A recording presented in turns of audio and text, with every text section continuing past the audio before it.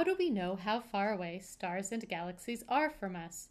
Determining the distances to these distant objects is one of the most difficult tasks that astronomers face. Since we cannot simply pull out a very long ruler to make a few measurements, we have to use other methods. Inside the solar system, astronomers can bounce a radar signal off of a planet, asteroid, or comet to directly measure its distance. A radar signal is an electromagnetic wave, a beam of light. So it always travels at the same speed, the speed of light. Since we know how fast the signals travel, we just measure how long it takes to go out and to return to determine the object's distance.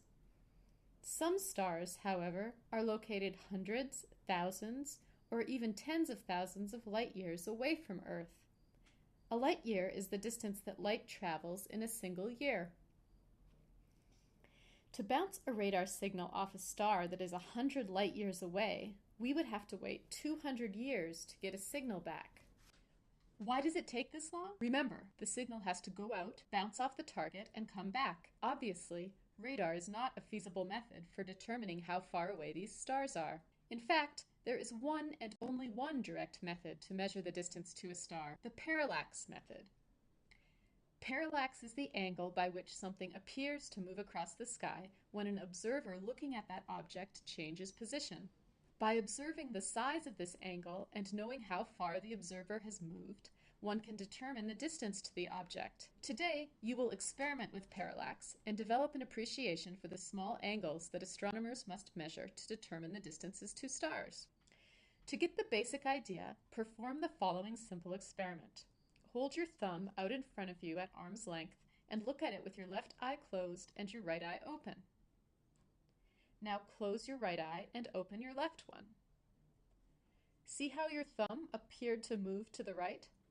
Keep staring at your thumb and change eyes several times. You should see your thumb appear to move back and forth relative to the background. Of course, your thumb is not moving. Your vantage point is moving, and so your thumb appears to move. That's the parallax effect. How does this work for stars? Instead of switching from eye to eye, we shift the position of our entire planet. We observe a star once, and then wait 6 months to observe it again. In 6 months, the Earth will have revolved halfway around the Sun. This shift of 2 AU, twice the distance between the Earth and the Sun, is equivalent to the distance between your two eyes. Just as your thumb will appear to shift position relative to background objects when viewed from one eye and then the other,